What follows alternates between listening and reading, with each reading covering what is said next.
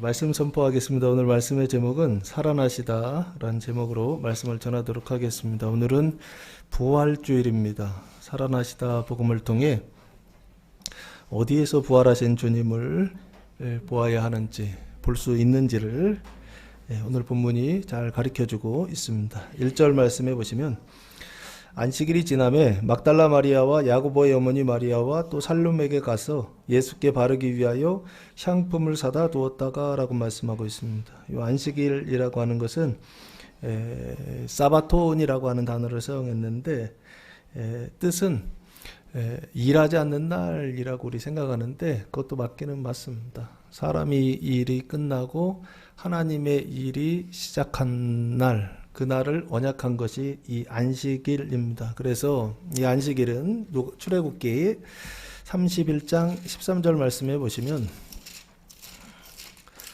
하나님께서 모세에게 이렇게 말씀하십니다. 창세기 31장 13절 말씀해 보시면 너는 이스라엘 자손에게 말하여 이르기를 너희는 나의 안식일을 지키라. 이는 나와 너희 사이에 너희 대대의 표징이니 나는 너희를 거룩하게 하는 여호와인 줄 너희가 알게 함이라 라고 말씀하고 있습니다. 너희가 거룩하게 되는데 너희가 거룩하게 되는 것이 너희가 노력해서 거룩하게 되는 것이 아니라 누가 거룩하게 하신다? 하나님이 너희를 거룩하게 하신다라고 하는 표징, 그 표징에 대한 약속, 결혼 반지 같은 것이죠. 약혼 반지 같은 것이죠. 이 약속을, 결혼 약속을 내가 끝까지 잘 지키겠습니다 라고 하는 약속처럼 하나님께서 약속으로, 표징으로 주신 게 바로 뭐냐 했을 때 안식일입니다. 그래서 안식일은 단순히 일하지 않는 날이 아니라 플러스 일하지 않는 사람의 일이 멈추고 누구의 일이 시작되느냐면 하나님의 일이 시작되어 가증함이 끝나고 생명, 거룩함이 시작되는 하나님께서 거룩하게 하시는 날, 하나님께서 일하시는 날, 그날이 바로 무엇이냐면 안식일이라고 하는 이스라엘의 절기라고 그럴까요? 절기다라고 그렇게 보시면 좋을 것 같고, 그리고 이 안식일은 어떤 안식일이냐 했을 때 무교절이 겹치는 안식일입니다. 그래서 이스라엘의 3제 절기가 있죠. 무교절이 있고 그리고 77절 49일이 지나서 50일째 되는 날 77절 오순절이 있고 그리고 7월 15일 무슨 절이 있죠? 수장절 그리고 초실절 추수감사절이라고도 보는데 이 세 가지 절기가 있는데 그 중에 첫 번째 절기요 무교절이라고 하는 뜻입니다. 안식일 날이 무교절이에요. 이때가 요일로 보면 토요일이고요. 예수님이 돌아가신 날이 언제죠? 6월절 금요일 날 돌아가셨죠.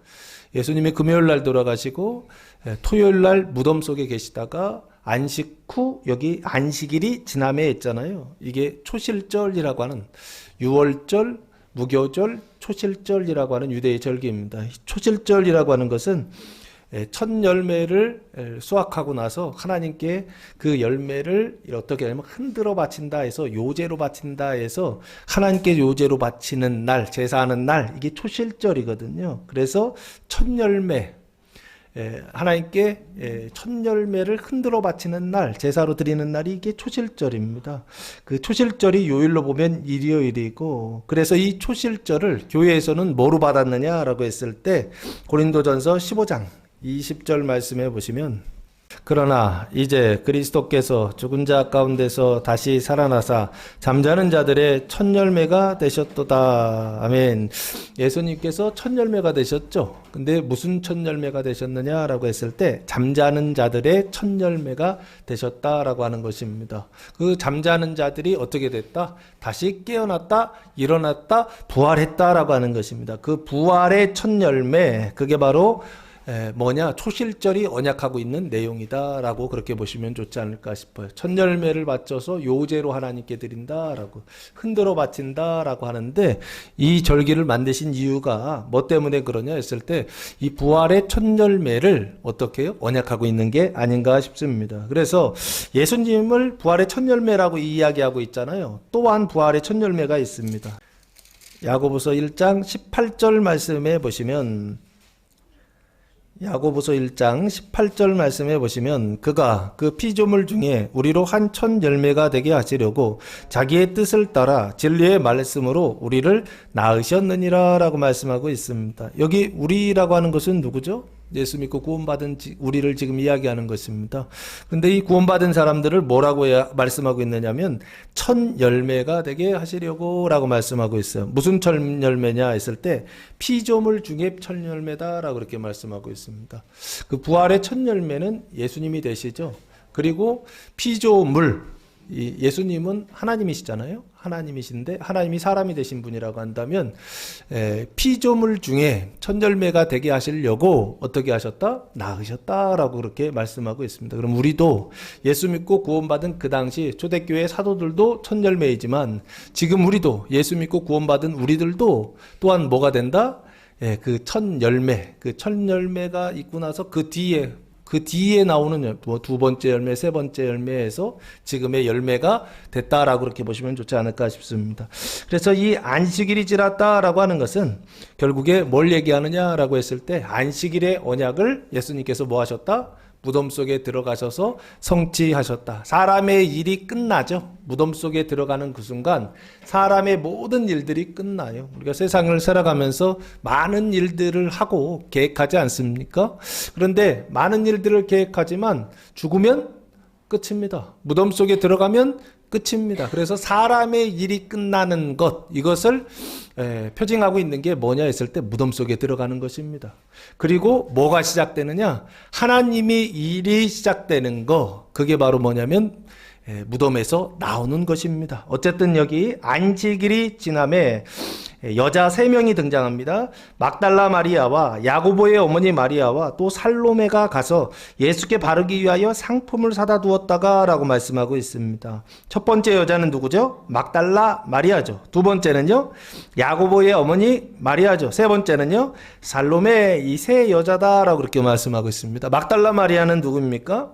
막달라라고 하는 단어가 갈릴리 바다 있죠? 그 바다의 서쪽 연안 마을이다. 게네사렛 옆에 있다라고 그러더라고요. 마을이다라고 그렇게 말씀하고 있더라고요. 그래서 막달라에 사는 마리아, 막달라 출신 마리아라고 그렇게 보시면 좋을 것 같고, 이 여자는 성경에서 어떤 여자로 소개하고 있나요?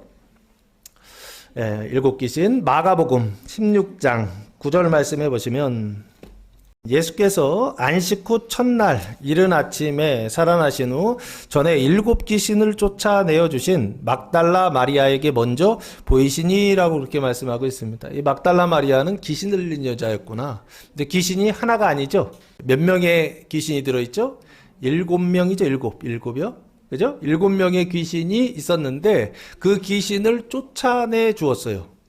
그래서 귀신을 쫓아내 주어서 그래서 지금 누구를 따르고 있느냐면 예수를 따르고 있는, 예수를 섬기고 있는 여자, 그 여자가 바로 누구다? 막달라 마리아다 라고 그렇게 보시면 좋지 않을까 싶고요.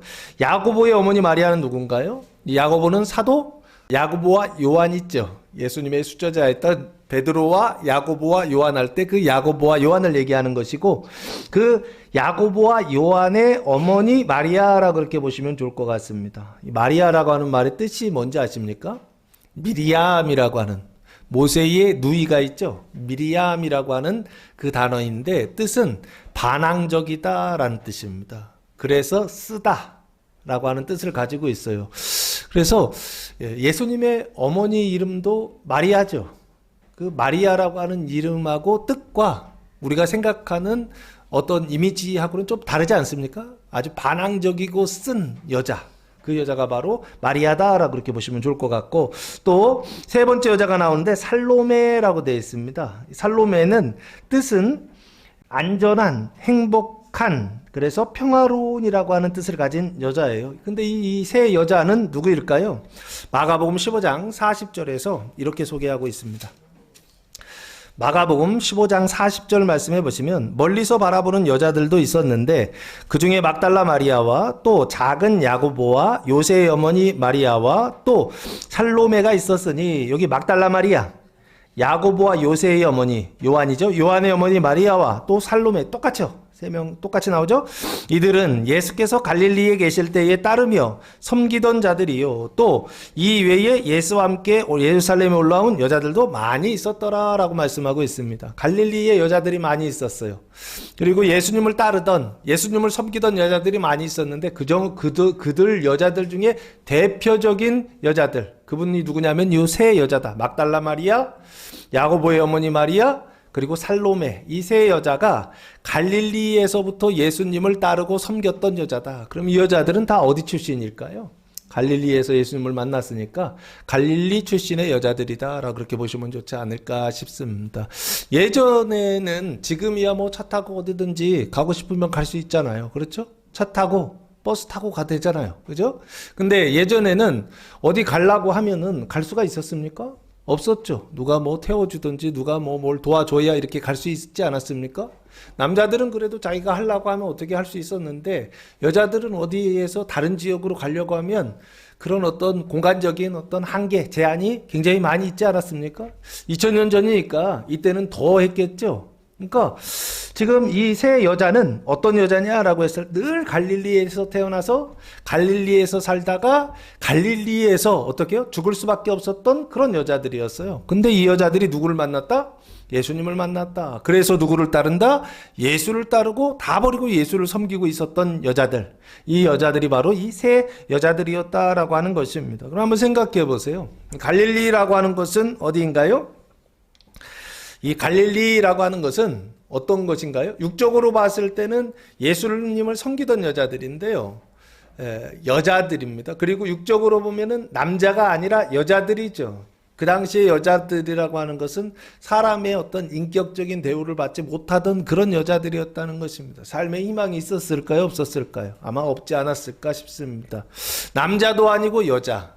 그리고 또 어디에서 산다고요? 예루살렘이 아니라 갈릴리. 그 갈릴리라고 하는 것은 어떤 것인가요? 두 가지의 모습을 가지고 있었던 게 갈릴리가 아닌가 싶습니다. 그 첫 번째가 뭐냐라고 했을 때 마태복음 4장 15절 말씀해 보시면 수불론 땅과 납달리 땅과 요단강 저편 해변길과 이방의 갈릴리여라고 말씀하고 있습니다. 여기 보시면 이방의 갈릴리라고 되어 있죠. 원래는 이스라엘 땅입니다. 그런데 이스라엘 땅인데 성경에서는 지금 뭐라고 말하느냐라고 했을 때 이방의 갈릴리다라고 그렇게 말씀하고 있습니다. 행정구역상으로는 이스라엘 땅인데, 그런데 실제적으로는 누가 더 많이 살고 있다? 이방인들이 더 많이 살고 있었던 땅. 그 땅이 바로 이 갈릴리라고 하는 땅이다라고 보시면 좋지 않을까. 영적인 상태는 어떻습니까? 16절. 흑암에 앉은 백성이 큰 빛을 보았고, 흑암의 상태이죠. 사망의 땅과 사망의 땅이죠. 그리고 그늘에 앉은 자들에게 빛이 비추었도다 하였느니라 라고 말씀하고 있습니다. 이방의 갈릴리라고 하는 것은 영적으로 어떤 상태냐라고 했을 때 이렇게 보셔야 되지 않을까 싶어요. 흑암과 그리고 사망과 그늘이 가득한 곳, 거기가 바로 갈릴리 땅이다라고 보시면 좋지 않을까 싶어요. 그래서 갈릴리는 이방인이라고 하는 내용을 가지고 있죠. 그 이방이라고 하는 것은 무엇입니까? 이방인들은 뭐를 구해요? 그들의 신앙은 지혜를 구한다라고 그랬죠. 지혜를 구하는 땅에 있어요. 그러나 지혜가 없는 여자들, 그게 바로 누구라고요? 지금 이 예수님을 따르던 여자들이다라고 보시면 좋지 않을까. 이방인의 땅인데, 근데 그 이방인의 땅에서 지혜를 구하는 사람들 그 사이에서 지혜를 가지고 있지 못한 사람들, 이게 바로 이 세 여자이고, 또 하나는 이 땅은 원래 행정구역상으로는 이스라엘 땅이라고 그랬죠. 그 땅에 살고 있는 사람들의 종교는 뭐죠? 유대교죠. 그 유대인들이 가지고 있는 신앙의 내용은 뭐죠? 표징을 구한다라고 그러지 않았습니까? 그런데 표징을 구하는 사람들 가운데에서 다른 사람들은 다 표징을 가지고 있는데 표징을 가지고 있지 못했던 사람들, 그게 바로 이 세 여자가 아닌가. 지혜도 갖지 못하고 표징도 갖지 못하고 남자로도 태어나지 못하고 여자로도 태어나서 그래서 세상 가운데 뭐가 하나도 없는, 희망이라고 하는 것들은 하나도 없고 소망이라고 하는 것들은 하나도 없고, 뭐 가운데, 그 절망 가운데 어둠 가운데 사망 가운데 살아가고 있었던 여자들, 그 여자들이 바로 이 여자들이 아닐까. 세상에 낙이 없어요. 세상에 뭔가 의지할 게 없어요. 세상에 뭔가 바랄 게 하나도 없어요. 그냥 깜깜해요. 그 땅에서 살고 있었던 여자들이 빛을 보았습니다. 그 빛이 누구의 빛입니까? 예수님의 빛이에요. 그래서 그 예수님의 빛, 의의 빛, 생명의 빛을 보고 예수를 따르고 예수를 섬기던 여자들, 이게 바로 이 세 여자가 아닐까 싶습니다. 그래서 이 세 여자가 가서 예수께 바르기 위하여 상품을 사다 두었다가 라고 말씀하고 있습니다. 이 예수님은 어떤 예수인가요? 십자가에 달려 죽으신 예수죠. 그래서 지금은 어디에 계세요? 무덤 속에 계신 예수이죠. 어떤 상태로? 돌아가신 상태로, 시체의 상태로 무덤 속에 계신 그 예수께 바르기 위하여, 뒤에 보면 향품이라고 되어 있는데요, 기름을 바르는 것이죠. 향품을 바르는 것이죠. 돌아가신 분에게 향품을 발라요. 왜 바르죠? 장례를 치르는 것이죠. 아주 급하게 안식일 때문에, 유월절 때, 무교절 때문에, 절기 때문에 일하면 안 되니까 장례를 제대로 못 치렀단 말이에요. 무덤 속에만 그냥 갖다 놓았단 말이에요. 그러니까 그 장례를 마무리하기 위하여서 어떻게 해요? 예수께 바르기 위하여 향품을 사다 두었다가 라고 그렇게 말씀하고 있습니다. 이 향품이라는 단어가 아로마라고 하는 단어인데, 원래 뜻은 향품, 향수 뭐 이런 것으로 생각해도 될 것 같습니다. 향품을 사다 두었다가, 그래서 미리 사다 가지고 있었다는 것입니다. 그래서 2절 안식 후 첫날 매우 일찍이 해 돋을 때에 라고 말씀하고 있어요. 안식 후 첫날이니까 지금으로 보면은 주일 새벽이다 라고 그렇게 보십니다. 오늘이요. 주일 새벽에 매우 일찍이 해 돋을 때니까 새벽이죠. 해가 뜨기 전에 새벽에 그 무덤에 가며 라고 말씀하고 있습니다. 그 무덤은 누구의 무덤입니까? 예수의 무덤이죠. 예수님의 신앙적인 상태는 어떻습니까? 죄와 사망이 있나요? 없죠. 그리고 예수님은 어떤 상태인가요? 의와 생명의 상태이죠. 예수님이 돌아가셨지만 여전히 예수님은 어떤 상태에 계시다? 의와 생명으로 온전한 상태에 계시죠. 그 온전한 상태에 계셨던 분이, 생명이 어디 안에 들어가셨다고요? 무덤 안에 들어가셨다라고 하는 것입니다. 그러면 그 예수의 무덤은 뭐가 됐을까요? 우리가 생각하는 이 무덤은 어떤 무덤이냐라고 했을 때 사망을, 시체를 넣어두는 곳이죠. 그래서 그 무덤이라고 하는 것은 뭐냐라고 했을 때 죽은 사람의 매장지, 사망의 집이다, 시체의 집이다라고 그렇게 생각하지 않습니까?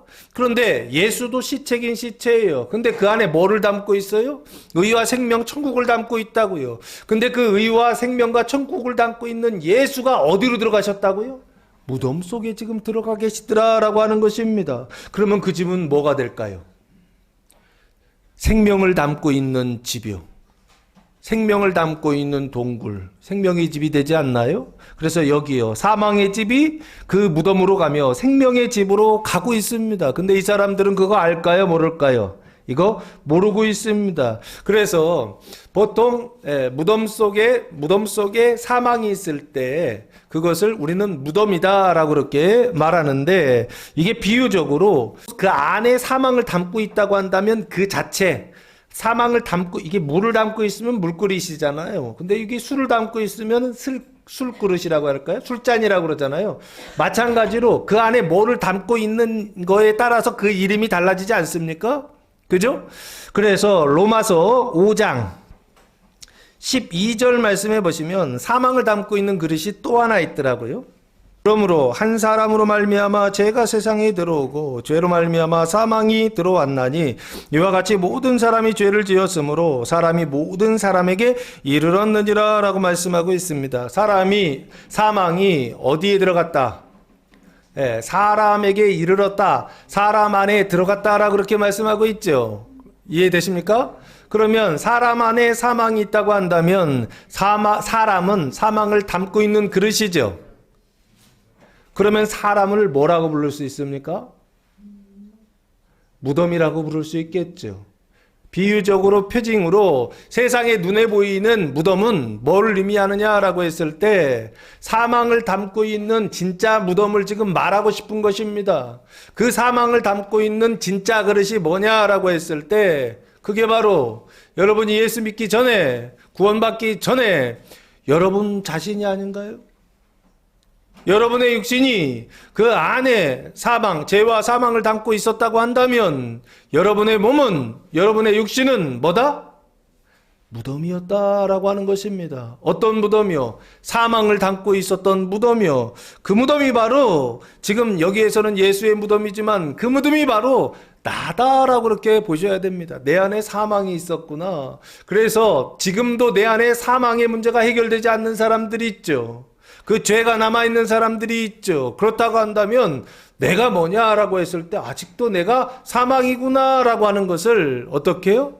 알아야 되는 것입니다. 깨달아야 되는 거예요. 그래서 5장 14절 말씀해 보시면, 로마서 5장 14절 말씀해 보시면, 그러나 아담으로부터 모세까지 아담의 범죄와 같은 죄를 짓지 아니한 자들까지도 사망이 왕노릇하였나니 아담은 오실 자의 모형이다라고 말씀하고 있습니다. 사망이 들어가서 그 안에서 왕노릇하고, 사망이 왕노릇하고 한다면 그 사망 안에, 그 안에 사망을 담고 있는 사람은 뭐 노릇했다는 것인가요? 종노릇하고 있었다라고 하는 것입니다. 사망이 왕노릇하고, 그리고 그 사망을 담고 있는 무덤은 종노릇하는 인생. 이게 바로 저와 여러분의 인생 아니었나요? 예수 믿기 전에, 구원받기 전에 우리는 사망이 왕노릇하고 내가 그 사망의 종노릇하는 그 지옥의 삶을 살고 있지 않았나요? 그 무덤의 삶을 살고 있지 않았나요? 지금요, 예수님께서 그 무덤에 들어가셨다는 것입니다. 사망밖에 없고 시체밖에 없고 그 사망의 종노릇할 수밖에 없는 그 무덤에 들어가셔서 누구를 구원하시려고요? 종노릇하는 사람들을 구원하시기 위하여 죄와 사망이 하나도 없으신 의와 생명으로 충만하신 예수님께서 그 무덤에 들어가셔서 누구를 구원하시려고요? 종노릇하는 나를 구원하시려고요. 죄와 사망의 종노릇하는 여러분을 구원하시기 위하여 예수님이 어디에 들어가셨다? 그 무덤 속까지 들어가셨다라고 하는 거. 이걸 지금 성경이 말씀하고 있는 게 아닌가 싶습니다. 그래서 그 사망의 집을 무슨 집으로 바꾸시느냐? 생명의 집으로 바꾸시기 위하여 예수님께서 무덤 속으로 들어가셨다라고 봐야 되지 않을까 싶습니다. 그래서 예수의 무덤은 곧 누구의 무덤이다라고 했을 때 이게 나의 무덤이구나라고 봐야 되지 않을까 싶습니다. 로마서 6장 8절 말씀해 보시면, 로마서 6장 8절 말씀해 보시면, 만일 우리가 그리스도와 함께 죽었으면 또한 그와 함께 살 줄을 믿노니라고 말씀하고 있습니다. 그리스도와 함께 죽었다라고 그렇게 말씀하고 있죠. 그래서 어디에 들어가요? 무덤 속에 들어가는 것입니다. 그리스도와 함께 죽었으면 반드시 그리스도와 함께 뭐한다? 산다라고요. 살게 하시려고요. 함께 죽고요. 사망이 죽고 하나님의 생명으로 살아나게 하시려고 예수님께서 어디에 들어가셨다? 그 무덤, 예수의 무덤에 들어가셨다라고 하는 것입니다. 디모데후서 2장 11절 말씀해 보시면, 디모데후서 2장 11절 말씀해 보시면, 미쁘다 이 말이요 우리가 주와 함께 죽었으면 또한 함께 살 것이요 라고 말씀하고 있습니다. 이게 죽었다는 건 뭐가 죽었을까요? 왕노릇하던 사망이 죽었다라고 하는 것입니다. 그 사망이 죽었다고 한다면, 옛사람이 죽었다고 한다면, 종노릇하던 사람이 죽었다고 한다면, 사망을 담고 있었던 무덤이 죽었다고 한다면 또한 예수와 함께 어떻게 된다고요? 살 것이다, 부활할 것이다 라고 성경이 말씀하고 있습니다. 그래서 예수의 무덤은 누구의 무덤이다? 나의 무덤이요. 그 나의 무덤, 사망의 종노릇하고 있었던 나의 무덤에 예수님께서 어떻게 해요? 지금 들어오셔서 그 안에 예수의 무덤 속으로, 예수의 무덤이 지금 여기요. 이 그 무덤은 곧 예수의 무덤이고 나의 무덤이다라고 그렇게 보시면 좋지 않을까 싶습니다. 그 죄와 사망의 종노릇하던 무덤이요, 그 운명과 저주와 영벌 속에 살아가고 있었던 무덤이요, 특별히 오늘 말씀에 등장하는 이 여자들과 같이 2000년 전에 여자로 태어났다는 것, 2000년 전에 헬라인도 아니고 이스라엘도 아니고 남자도 아닌 상태로 태어났다는 것, 이거 어찌 보면은 이게 성별 차별하는 게 아닙니다. 그 당시에 어찌 보면은 저주와 같은 운명인 것입니다. 가장 세상의 밑바닥에서 가장 고통 가운데 괴로워할 수밖에 없는, 죽을 때까지 희망을 갖지 못하던 그 여자들이요, 그 여자들이 바로 이 여자들이고, 이 여자들을 구원하시기 위하여 예수님이 어디에 들어가셨다? 그 무덤에 들어가셨다라고 지금 성경이 말씀하고 있는 게 아닌가 싶고요. 그 여자들은 그걸 몰라요. 그 예수님의 그 무덤으로 지금 가고 있는데 그걸 몰라요. 그 사망의 무덤이 생명의 무덤이 되어서 요람이 되었다라고 하는 것을 모르고 있는 것 같아요. 그래서 3절 말씀해 보시면 서로 말하되 누가 우리를 위하여 무덤문에서 돌을 굴려주리요 하더니 라고 말씀하고 있습니다. 서로 말했다는 것은 세 여자가 모두가 말했다라고 보시면 됩니다. 말한 내용을 보시면 누가 우리를 위하여 무덤문에서 돌을 굴려주리요, 근심하는 것이죠. 걱정하는 것이죠. 그러면서 어떻게 문제가 있는데 그 문제를 해결할 방법이 없어요. 그래서 그것 때문에 걱정하고 두려워하는 그 사망 가운데 있는 생각을 지금 서로 말하고 있는 것입니다. 누가 우리를 위하여 무덤 문에서라고 되어 있어요. 그럼 무덤이 있고 무덤에 문이 있죠. 무덤 속으로 들어가는 무덤 문이 있고 그것을 막는 무덤 문이 있겠죠. 이해되십니까? 지금요, 무덤 문에서라고 되어 있습니다. 그러면 이 무덤 문이요. 이 무덤 문이 구약에 언약되어 있더라고요. 어디에 언약되어 있죠? 그 사망의 문, 무덤 문이 성경에 언약되어 있더라고요. 창세기 22장 17절 말씀해 보시면 내가 내게 큰 복을 주고 내 씨가 크게 원성하여 하늘의 별과 같고 바닷가의 모래와 같게 하리니 내 씨가 그 대적의 성문을 차지하리라 라고 말씀하고 있습니다. 이게 아브라함의 씨입니다. 아브라함의 씨는 누구죠? 이삭과 야곱과 요셉과 그 후손들을 지금 얘기하는 것이죠. 이스라엘이 그 대적의 성문을 어떻게 한다? 차지한다 라고 말씀하고 있습니다. 그 대적이라고 되어 있죠. 그 대적에 뭐가 있다? 성이 있고 문이 있다라고 말씀하고 있죠. 그 대적의 성문을 뭐한다? 차지한다라고, 빼앗는다라고 그렇게 말씀하고 있죠. 그게 바로 지금 첫 번째 무덤문이 아닐까 싶습니다. 그리고 나서 이 문은 뭘 언약하느냐? 이삭을 통해서 성취가 돼요. 그 이삭을 통하여서 성취되는 그 문을 뭐라고 할까 했을 때 저는 생명의 시작, 중생의 문이다라고, 거듭난 문이다라고 설명합니다. 두 번째 문이 나옵니다. 창세기 14장 60절 말씀해 보시면 이삭의 아내 리브가를 구하러 갈 때 그때 라반이 리브가에게 축복합니다. 축복할 때 이렇게 축복해요. 60절 리브가에게 축복하여 이르되 우리 누이여 너는 천만인의 어머니가 될지어다. 내 씨로, 그러니까 리브가의 씨는 누구인가요? 야곱이죠. 야곱으로 그 원수의 성문을 얻게 할지어다 라고 그렇게 말씀하고 있습니다. 여기는 대적의 성문이 아니라 뭐죠? 원수의 성문이라고 되어 있죠. 야곱이 그 원수의 성문을 차지한다라고 그렇게 말씀하고 있어요. 이게 뭘까요? 거룩함입니다. 생명의 성장, 거룩한 문인데 그 문을 차지하면 그 가증함이 뭐로 바뀌느냐? 거룩함으로 바뀐다라고 생각하시면 될 것 같고, 그래서 어떻게 된다고요? 그 죄와 사망이 완전히 없어지고 뭐가 생기느냐? 의와 생명으로 온전한 상태예요. 그 원수의 성문을 차지한다라고 그렇게 말씀하고 있는 게 아닌가 싶습니다. 그래서 창세기 28장 17절 말씀해 보시면 야곱이 문을 하나 경험을 해요. 그 거룩한 문, 그 생명의 문을 하나 경험하는데 17절 말씀해 보시면 이에 두려워하여 이르되 두렵고다 이곳이여 이것은 다름 아닌 하나님의 집이요 이는 하늘의 문이로다 하고 라고 말씀하고 있습니다. 하나님의 집, 하늘의 문이라고 되어 있죠. 그러면 이건 하나님의 문이다 라고 해도 되겠죠. 천국의 문, 하늘의 문, 그 문을 누가요? 야곱이 도망가다가 베델의 동산에서 어떻게 해요? 하늘의 문을 발견합니다.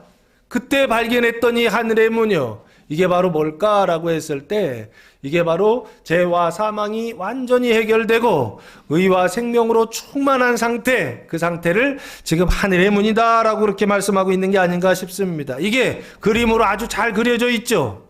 이 문이요. 대적의 성문, 원수의 그 성문이 그 성문이 하늘의 성문으로 바뀌고 그리고 이게 천국의 문으로 바뀐 모습이 어디에 기록되어 있죠? 요한계시록 21장 12절 말씀해 보시면 예루살렘, 새 하늘과 새 땅과 새 예루살렘을 보여주시고 나서 문이 12개가 나옵니다. 크고 높은 성곽이 있고 12문이 있는데 문에 12천사가 있고 그 문들 위에 이름을 썼으니 이스라엘 자손 12지파의 이름들이라. 그래서 문이 12개가 있다는 것입니다. 동쪽의 세 문, 북쪽의 세 문, 남쪽의 세 문, 서쪽의 세 문이니 그 성의 성곽에는 12기초석이 있고 그 위에는 어린 양의 12사도들의 이름, 12이름이 있더라라고 그렇게 말씀하고 있습니다. 그래서 이 문은 21절 말씀해 보시면 그 12문은 12진주니 각 문마다 한 개의 진주로 되어 있고 성의 길은 맑은 유리 같은 정금이더라 라고 말씀하고 있습니다. 그래서 이것은 12진주문이다 라고 합니다. 예루살렘 성에 12문이 있는데 그 문이 진주로 되어 있다 라고 되어 있어서 12진주문 이게 바로 천국에 들어가는 문이다 라고 그렇게 말씀하고 있어요. 여기 들어가시기 바랍니다. 예수님 부활하셨는데 그 부활하신 이유가 왜 들어가셨느냐? 하늘문이요, 원주의 성문을 차지하고 대적의 성문을 차지하고 하늘문에 들어가서 이 12진주문에 들어가게 하시려고 예수님이 어디에 들어가셨다고요? 무덤문에, 그 무덤 속에, 그 사망과 시체를 두는 그 무덤 속에 들어가셔서, 그래서 예수님이 어떻게 하셨다? 부활하셨다. 오늘 예수님이 부활하셨는데 그 부활하신 주님을 우리가 믿고 어디에 들어가야 되느냐? 이 12진주문, 천국의 이 문을 통과해서 그 나라에 들어가야 된다라고 하는 거 기억하시고 예수님을 믿고 이 문에 들어갈 수 있는 성도들 되시기를 예수님의 이름으로 축복합니다. 자, 4절 말씀해 보시면 눈을 들어본 즉 벌써 돌이 굴려져 있는데 그 돌이 심히 크더라 라고 말씀하고 있습니다. 근심하며 걱정하면서 막 달려가고 있는데 막상 가서 문 앞에서 보니까 눈을 들어서 본즉 식별해서 구경해서 보고 있다는 것입니다. 근데 벌써 돌이 어떻게 됐다? 굴려져 있다라고 돼 있어요. 이 돌은 무슨 돌입니까? 무덤의 문이죠. 그 무덤의 문, 그 돌이 뭐에 있다? 굴려져 있다. 원래는 돌이 닫혀져 있었는데 그런데 그 돌이 어떻게 됐다고요?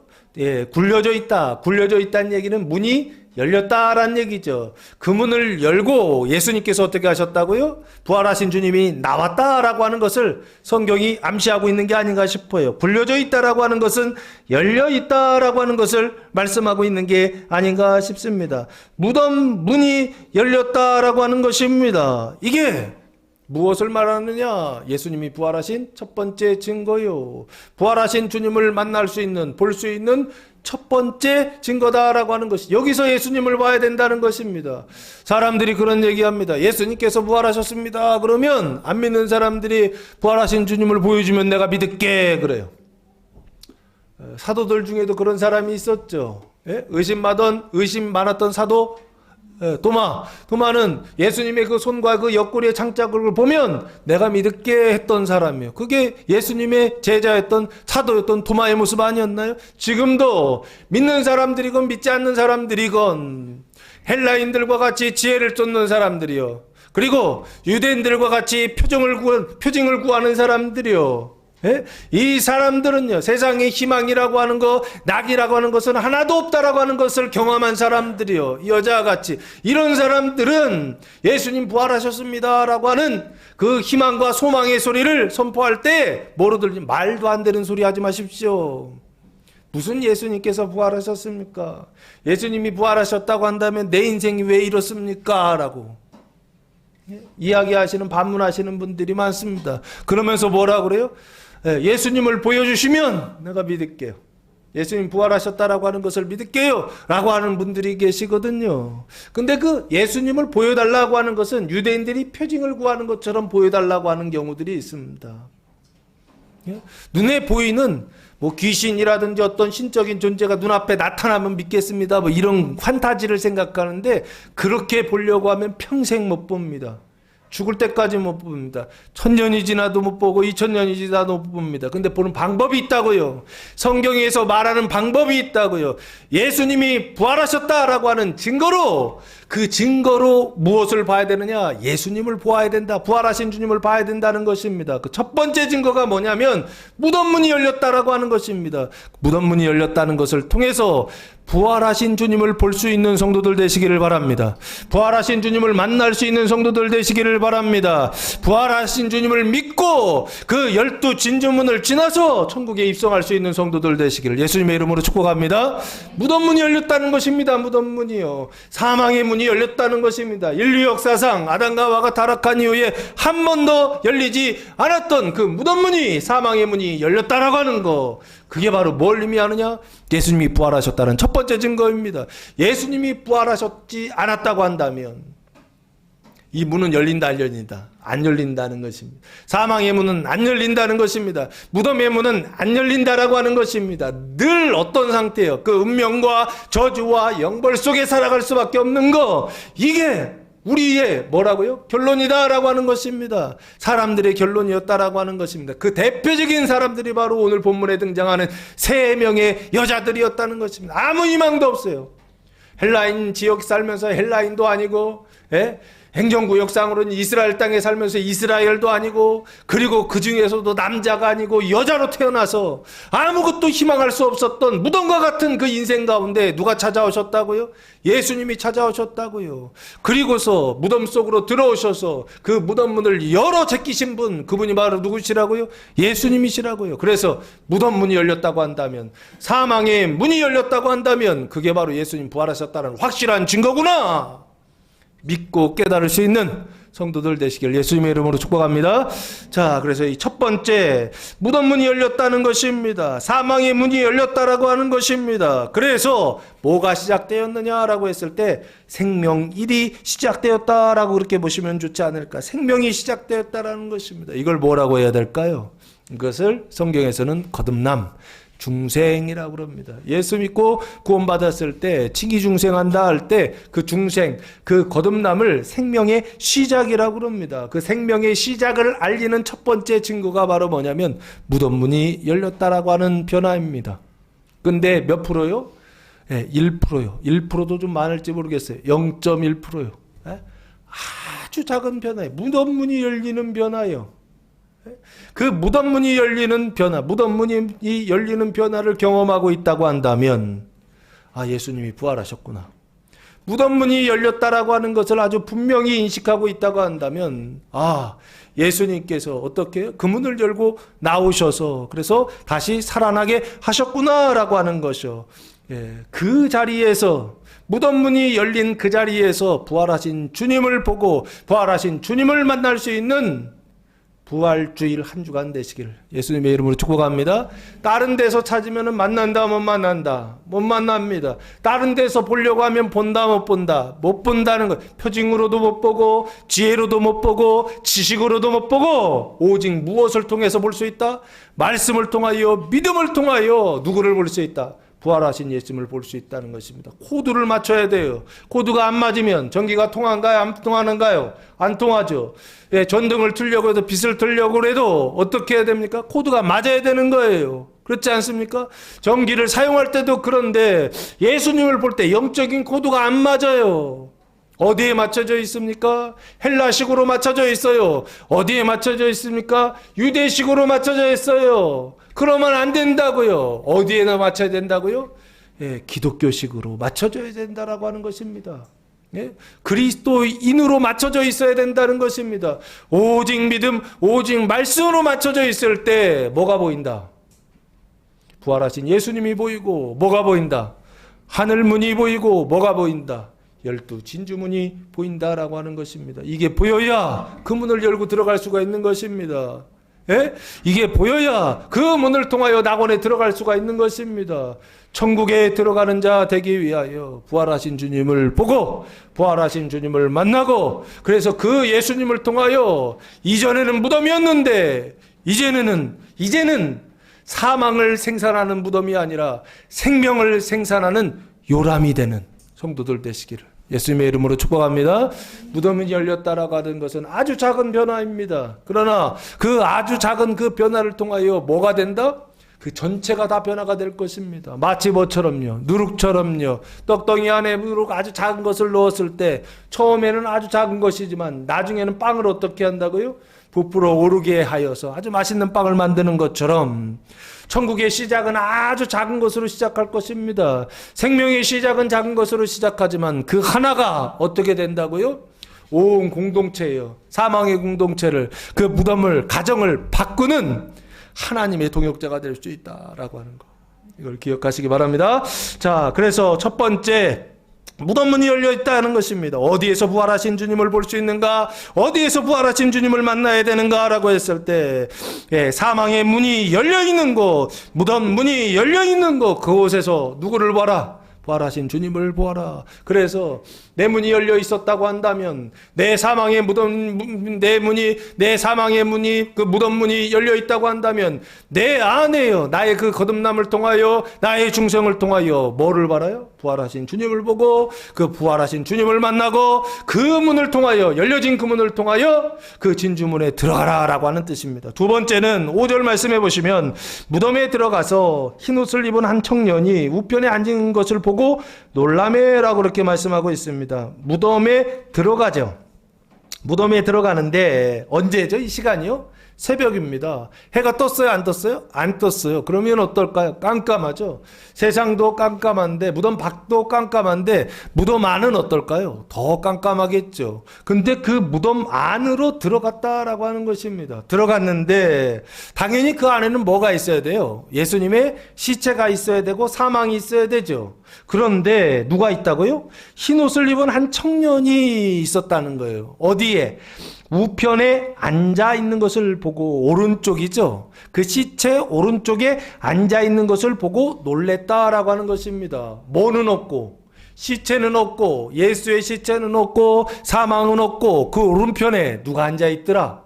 한 청년이 앉아 있더라라고 말씀하고 있어요. 근데 이 청년이 입고 있었던 옷은 무엇입니까?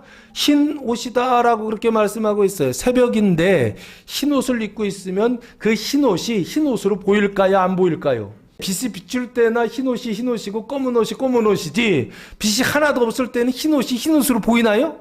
그러면 이 옷은 흰 옷이 물리적인 옷 아니다, 그 얘기죠. 눈에 보이는 옷 아니다, 그 얘기죠. 그럼 이 흰 옷은 뭘까요? 이 흰 옷이라고 하는 것은 마가복음 9장 3절 말씀해 보시면 요 비슷한 사건이 하나 있었죠. 예수님께서 변화산에서 그 옷이 광채가 나며 세상에서 빨래하는 자가 그렇게 희게 할 수 없을 만큼 매우 희어졌더라라고 그렇게 말씀하고 있습니다. 예수님의 옷이 뭐가 났다? 광채가 났다라고 그렇게 말씀하고 있죠. 광채가 뭐예요? 빛이요, 빛. 그래서 이 옷은 무슨 옷이냐? 흰 옷이라고 되어 있지만 실제적으로는 빛난다 해서 빛의 옷이다라고 그렇게 보시면 좋지 않을까 싶습니다. 그 빛인데 어떤 빛이냐라고 했을 때 거룩한 생명의 빛이다라고 보시면 좋지 않을까. 왜 거룩한 생명의 빛이냐라고 했을 때 뒤에 청년이다라고 하는 단어가 나와 있어요. 흰옷을 입었는데 그 흰옷을 입은 사람의 상태가 뭐냐 했을 때 청년이다 라고 되어 있어요. 이 청년은 누구일까요? 요한복음 20장 12절 말씀해 보시면 흰옷을 입은 두 천사가 예수의 시체에 뉘었던 곳에 하나는 머리편에 하나는 발편에 앉았더라 라고 말씀하고 있습니다. 머리편이라고 되어 있죠. 머리편 오른쪽에 앉아 있었던 청년이 있었죠. 그걸 여기선 뭐라고 표현하고 있느냐? 천사다라고 그렇게 표현하고 있죠. 요한복음에서는 천사가 둘이 등장합니다. 그런데 마가복음에서는 천사가 하나가 등장해요. 이유가 뭘까요? 저는 여기도 이유가 있다고 생각합니다. 어쨌든 청년이라고 하는 것은 결국에 누구를 얘기하느냐? 천사다라고 그렇게 보시면 좋지 않을까 싶습니다. 천사인데 신앙의 상태로 봤을 때 이 청년은 눈으로 볼 때 청년이고 눈으로 보이지 않을 때 안 보이는 존재거든요. 그럼 안 보이는 존재의 청년이라고 표현한 것은 뭘 표현하고 있느냐? 신앙의 상태를 지금 표현하고 있는 것 같아요. 그것을 뭐라고 표현하고 있느냐 했을 때 요한 1서 2장 13절 말씀해 보시면 요한 1서 2장 13절 말씀해 보시면 아비들아 내가 너희에게 쓰는 것은 너희가 태초부터 계신 이를 알았으며 청년들아 내가 너희에게 쓰는 것은 너희가 악한 자를 이기었음이니라 라고 말씀하고 있습니다. 청년들이 나오죠. 앞에서 아비들도 나오고 그 앞에는 14절에는 뒤에 보면은 아이들도 나오죠. 그래서 여기 여러 종류의 사람들이 나오는데 이걸 뭐라 봐야 되느냐 했을 때 눈에 보이는 존재로 보는 것이 아니라 눈에 보이지 않는 신앙의 상태로 그렇게 들어야 됩니다. 어쨌든 여기요 청년들아 라고 돼 있잖아요. 청년들은 누구를 이겼다? 악한 자를 이겼다라고 말씀하고 있죠. 그러면 청년은 어떤 상태냐라고 했을 때 악한 자를 이긴 자, 신앙의 상태를 청년이다라고 그렇게 말씀하고 있는 게 아닌가 싶습니다. 그래서 14절 말씀해 보시면 14절 아이들아 내가 너희에게 쓴 것은 너희가 아버지를 알았으며 아비들아 내가 너희에게 쓴 것은 너희가 태초부터 계신 이를 알았으며 청년들아 하면서 한 번 더 나오네요. 내가 너희에게 쓴 것은 너희가 강하고 하나님의 말씀이 너희 안에 거하시며 너희가 흉악한 자를 어떻게 됐다? 이겼다라고 그렇게 말씀하고 있습니다. 강하고 하나님의 말씀으로 강하여져서 누구를 이긴다? 흉악한 자를 이기는 악한 자를 이기는 그 사망을 이기는 자 그 사람이 바로 누구다? 지금 청년이라고 말씀하고 있는 것입니다. 청년의 신앙은 어떤 사람들이느냐 했을 때 악한 자를 이기는 사망을 이기는 그래서 무덤이 뭐가 된다고요? 사망의 무덤이 생명의 무덤으로 이제 시작됐다는 게 아니에요. 완전히 변화됐다라고 하는 것을 지금 말하고 있다고요. 그래서 이것을 저는 거룩한 생명의 상태요. 거룩한 청년이라고 그랬잖아요. 그 청년은 거룩한 생명이요. 그 생명이 성장했다라고 해서 거룩한 생명이다라고 그렇게 보셔야 좋지 않을까. 그래서 이것을 성경에서는 뭐라고 하냐. 점과 흠과 티도 없는 하나님의 사랑으로 충만한 상태예요. 이걸 완전의 상태에 도달했다라고 봐야 되지 않을까. 이 청년이 등장한 이유가 바로 그것입니다. 요 상태에 도달하는 두 번째를 언약하고 있다라고 하는 것입니다. 무덤문이 열리는 것을 통하여서 생명이 시작하는 것을 언약하고 있고 그리고 청년이 등장하는 것을 통하여서 생명이 성장하는 거룩함을 언약하고 있다라고 그렇게 보셔야 좋지 않을까 싶습니다. 그럼 그 다음 단계는 뭐죠? 청년의 신앙을 지나서 장년의 신앙으로 들어간다 그랬죠. 그 장년의 신앙은 무엇입니까? 형제를 구원하는 영생과 이웃을 구원하는 영화의 단계다. 영화의 은총이다 라고 그렇게 설명드리지 않았습니까? 지금 여기요. 흰옷을 입은 한 청년이라고 하는 것은 눈에 보이는 청년이 아닙니다. 눈에 보이지 않는 청년입니다.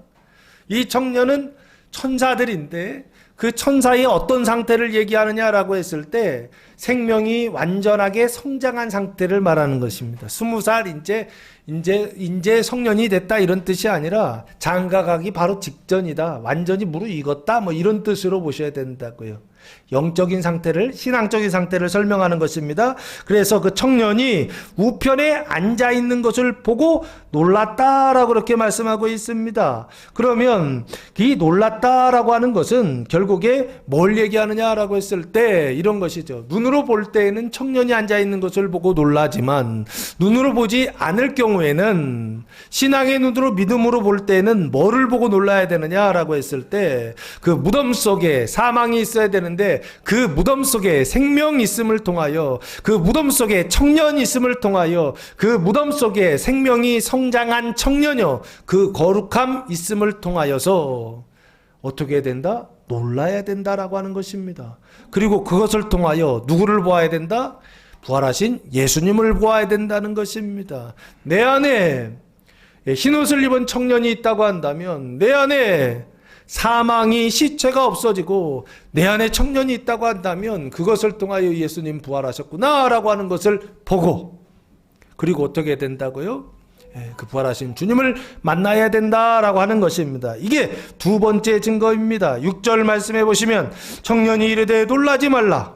너희가 십자가에 못 박히신 예수를 나사렛 예수를 찾는구나. 그가 살아나셨고 여기 계시지 아니하니라. 보라 그를 두었던 곳이니라 라고 말씀하고 있습니다. 그래서 5절에서는 무덤 속에 시체 얘기는 안 하고 청년이 있다는 얘기를 했거든요. 그런데 6절에서는 무슨 얘기를 하느냐. 그 청년이 그 무덤 속에 시체 없다라고 하는 것을 지금 말하고 있습니다. 너희가 십자가에 못 박히신 예수를, 나사렛 예수를 찾는구나 라고 말씀하고 있어요. 인자의 고난과 죽으며 그것을 통하여서 어떻게 돌아가신 예수죠. 이거는 과거, 현재, 미래 언제입니까? 과거의 예수를 얘기하는 것이죠. 이 과거는 바로 어제예요. 그 어제의 예수를 찾는구나 라고 그렇게 말씀하고 있죠. 사랑하는 성도 여러분, 누구를 찾고 계십니까? 과거의 예수를 찾고 계십니까? 돌아가신 예수를 찾고 있습니까? 어제의 예수를 찾고 있습니까? 무덤 속에서 오늘의 예수, 부활하신 내일의 예수를 찾을 수 있는 성도들 되시기를 바랍니다. 잘못 찾고 있었어요, 이 여자들은요.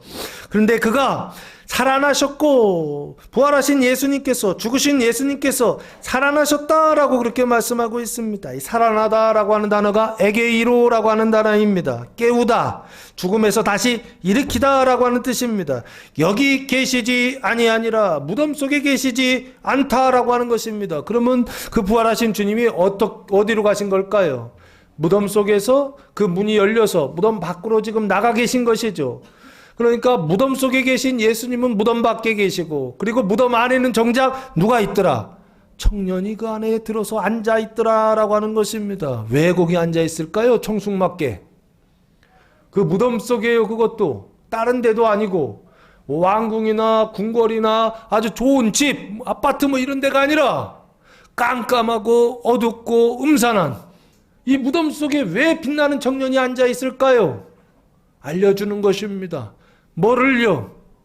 너희의 인생이요, 그 운명이요, 영벌이 끝났다라고 하는 것을 알려주는 것입니다. 누가요? 그 청년이요, 흰옷을 입은 청년이요, 그 생명의 성장 그 청년이 그걸 말해주는 것입니다. 무엇을 통해서요? 예수님께서 여기 계시지 않다는 것입니다. 예수님께서 부활하셨다라고 하는 것입니다. 여기 계시지 아니하니라 보라 그를 두었던 곳이니라 하면서 그 그를, 시체를 두었던 곳이죠. 예수님의 시체를 안장했던 그 무덤 안에 안장했던 장소가 있겠죠. 근데 거기에 예수의 시체가 있다 없다? 없다라고 하는 것입니다. 원래 무덤 안에 예수가 있었습니다. 그런데 그 무덤 안에 예수가 없다라고 하는 것입니다. 사망이 없는 무덤이요, 그 무덤을 뭐라고 해야 될까요? 빈 무덤이라고 해도 되지 않을까요? 그 빈 무덤을 통하여서 뭐를 봐라?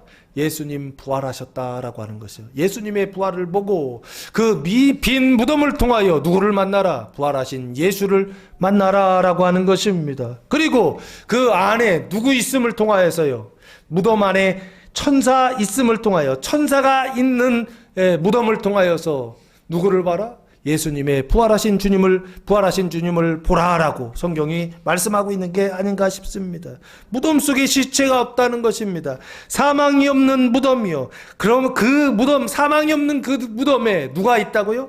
천사가 있는 그 무덤이요. 이게 결국에 뭘 얘기하는 걸까라고 했을 때, 칭의 중생한 이후에 사망이 100%였는데 줄어드는 겁니다. 99%, 70%, 50%, 40%. 그래서 뭐가 되는 거냐면 빵프로가 되는 겁니다.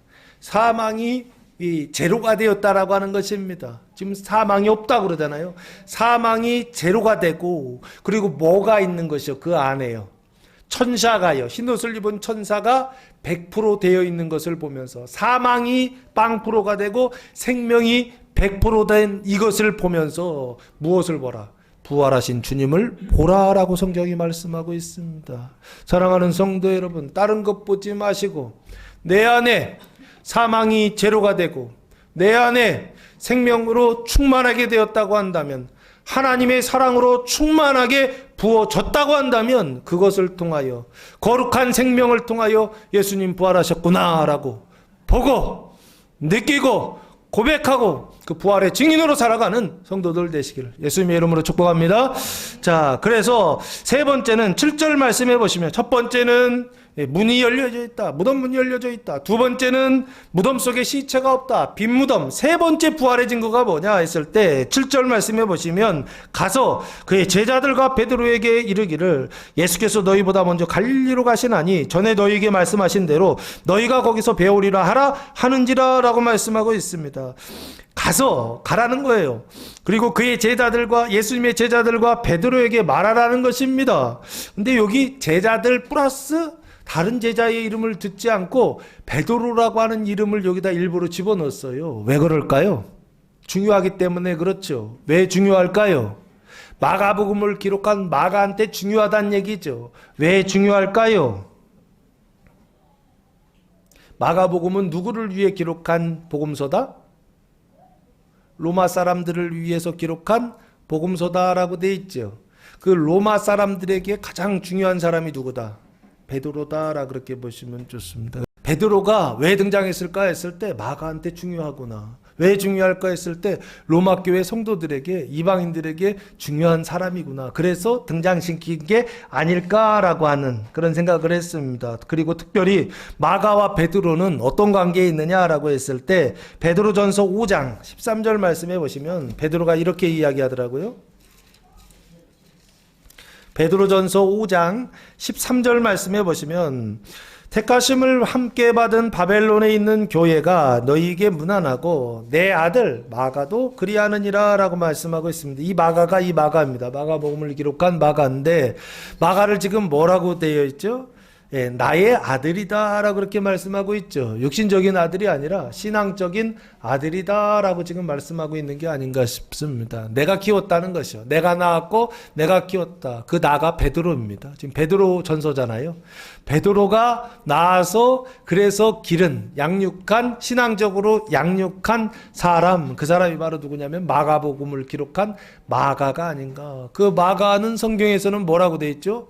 요한이라고도 하는 마가라 그러죠. 그리고 부활하신 주님께서 돌아가시기 전에 성만찬 예식을 거행했던 곳이 있었죠. 거기도 어디다? 이 마가의 다락방이죠.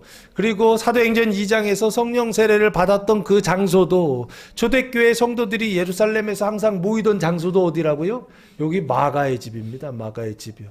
마가의 집은 굉장히 초대교회에 있어서 중심적인 역할을 했던 집이다라고 그렇게 보셔야 되지 않을까 싶습니다. 어쨌든 그 베드로에게 이르기를 뭘 말하라 그러냐면 예수께서 살아나신 예수께서 너희보다 먼저 어디로 가신다? 갈릴리로 가신다라고 그렇게 말씀하고 있습니다. 전에 너희에게 말씀하신 대로 너희가 거기서 배우리라 하라 하는지라라고 그렇게 말씀하고 있습니다. 이 세 번째요. 예수님 부활하신 주님께서 어디로 가신다고요? 무덤문을 열고 그 무덤문을 나와서 그래서 무덤 속에 예수님이 계시지 않는데 어디로 가신 것이냐라고 했을 때 갈릴리로 가셨다라고 하는 것입니다. 이 갈릴리가 어딜까요? 갈릴리라고 하는 것은 지방을 이야기하는 것입니다. 그 갈릴리 지방이라고 하는 것은 이스라엘의 북부 지방입니다. 그 북부 지방 안에는 크게 보면은 두 가지가 있어요. 하나는 지방, 땅이 있고 또 하나는 그 땅 안에 뭐가 있죠? 바다가 있습니다. 그래서 갈릴리 지방은 아주 독특한 형태를 가지고 있어요. 땅과 바다를 갈릴리 호수인데요. 그 당시에는 바다라 불렀잖아요. 그래서 갈릴리 바다를 땅과 바다를 두 가지를 다 가지고 있었던 지방. 이게 바로 갈릴리라고 하는 것입니다. 그 갈릴리라고 하는 것을 구약에서는 뭐라고 언약하고 있느냐라고 했을 때 에스겔서 47장 8절 말씀해 보시면 그가 내게 이르시되 이 물이 동쪽으로 향하여 흘러 아랍으로 내려가서 바다에 이르리니 이 흘러내리는 물로 그 바다의 물이 되살아나리라 라고 말씀하고 있습니다. 성전에서 나오는 물이 어디까지요? 생수의 강이 되어서 바다까지 흘러간다라고 돼 있죠. 근데 그 바다의 물이 되살아난다라고 하는 것은 이전에 어떤 상태에 있었다는 것입니까? 살아나기 위해선 죽어야 되죠. 죽어 있었단 얘기죠. 그러면 바다가 죽어 있었던 바다예요. 그 바다를 뭐라고 불러까요? 사망의 바다라고 그렇게 불러도 좋지 않을까 싶습니다. 그 사망의 바다에 생수의 강이 흘러가니까 생명의 물이 흘러가니까 그 사망의 바다가 어떻게 되더라? 다시 살아나더라, 부활하더라 라고 하는 것을 어디에 언약하고 있다고요? 에스겔 47장 마지막에 언약하고 있더라라고 하는 것입니다. 이 언약을 지금 갈릴리로 가신다라고 말씀하고 있는 게 아닌가 싶어요. 예수님께서 갈릴리로 가셔도 그 갈릴리에 뭐가 있다고요? 바다가 있다고 그랬죠. 그 바다가 어떤 상태에 있느냐? 사망의 상태에 있어서 그 사망의 바다로 누가 가시더라고요?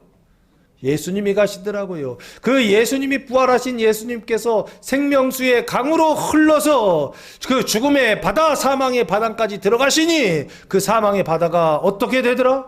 되살아나더라 라고 하는 언약을, 에스겔서의 언약을 예수님께서 지금 어떻게 해요? 성취하고 계시더라 라고 하는 것입니다. 그래서 이사야 9장 1절 말씀해 보시면,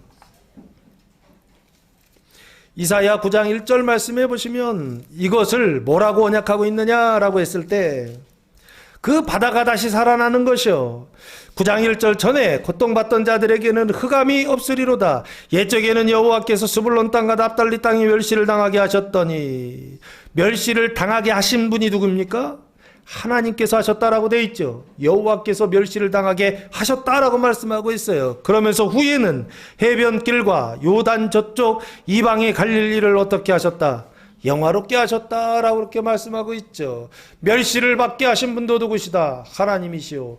또한 그 땅을 영화롭게 하신 분도 누구시다? 하나님이시다라고 말씀하고 있죠. 그 멸시받게 하는 것도 구원하기 위한 일이요, 영화롭게 하시는 것도 구원하시는 일이요. 그래서 멸시받는 것이나 영화롭게 하는 일들은 반짝반짝 빛나게 하셨다는 것입니다. 이것은 다 좋은 일이다, 나쁜 일이다? 좋은 일이다라고 하는 것입니다. 왜요? 하나님께서 하시는 일이기 때문에 그렇습니다. 사람님께서 멸시하고 사람이 멸시하고 사람이 영화롭게 한다고 한다면 이것은 다 나쁜 일입니다. 왜 그렇죠? 자기의 욕심을 이루기 위한 수단이기 때문에 그렇습니다. 그러나 하나님께서 하시는 일은, 하나님이 욕심을 이루어서 뭐 하시겠어요? 하나님이 멸시를 받게 하시고 영화롭게 하시는 이유는 오직 한 가지입니다. 뭐 하시려고요? 구원하시기 위하여 하나님께서 하시는 일입니다. 그래서 그 일이 문제가 아니고 누가 하시느냐는 것입니까? 하나님께서 사랑하시면 좋은 일입니다. 하나님께서 미워하시면 좋은 일입니다. 그러나 사람이 사랑하면 그건 좋은 일입니까? 나쁜 일입니까? 나쁜 일이다라고 했던 것입니다. 왜요? 사망의 상태에서 사랑하기 때문에 그렇습니다. 영화롭게 하신다라고 그렇게 말씀하고 있죠. 사망의 바다를 영화롭게 하셔서 다시 살아나게 하리라라고 하는 것을 에스겔서에서 언약하고 있고, 이사야에서 언약하고 있고, 그리고 이것을 마태복음에서 이렇게 언약하고 있더라고요. 마태복음 4장 15절 말씀해 보시면, 마태복음 4장 15절 16절 말씀인데요. 스불론 땅과 납달리 땅과 요단강 저편 해변길과 이방의 갈릴리요. 이 이방의 갈릴리가 사망의 바다를 얘기하는 것입니다. 그 암에 앉은 백성이 큰 빛을 보았고 사망의 땅과 그늘에 앉은 자들에게 빛이 비추었도다 하였느니라 라고 말씀하고 있습니다. 그 의의 빛, 생명의 빛이 어떻게 해요?